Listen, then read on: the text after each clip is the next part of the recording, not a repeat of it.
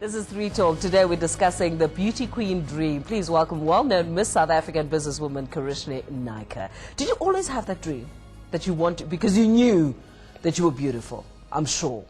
As a little girl, I've seen pictures of you as a little girl. You were stunning.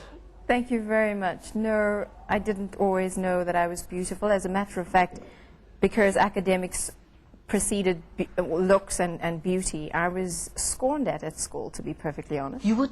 Why? I was, because I went to an Indian school and I was the darkest of the lot in terms of complexion and never really accepted by women. So it wasn't a case of knowing that I was supposedly beautiful. Yeah.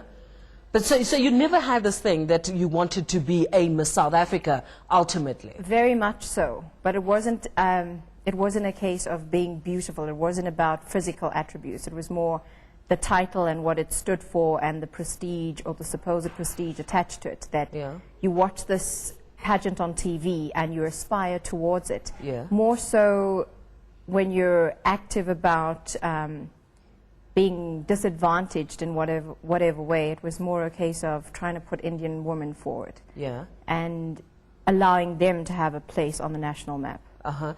And you managed to achieve that. So when that crown was put on your head, it was like what? What was going through your mind, except the tears? There were loads of tears. I know. Uncontrollably so, and much to my embarrassment, I must admit. But the tears had more to do with the fact that I'd been thinking of my dad at the time, only because it was a dream that he, my mother, and I had shared together. And he had died 3 years prior to the crowning, which is why at that moment I was extremely emotional, and the only thing I could think about was him. Here's an SMS. Do you think beauty pageants are outdated? How should they change to adapt to modern times? Alf in Witbank. It's not about beauty pageants being outdated. I think it's more about acknowledging pageantry rather than beauty pageants, because if I were to speak on behalf of the Miss South Africa organization and what the Miss South Africa title stands for, they undoubtedly look for an intellectually stimulating girl. They don't want a girl who is IQ deficient. So gone are the days of the stereotype attached to pageantry.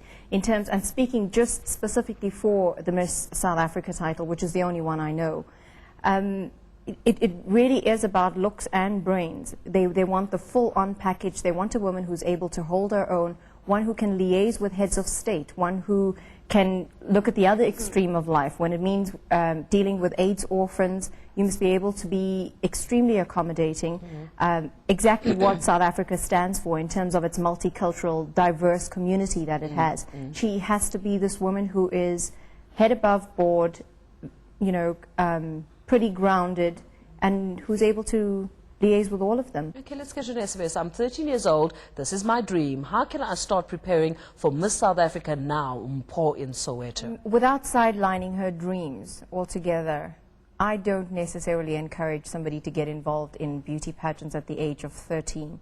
It's such a competitive world.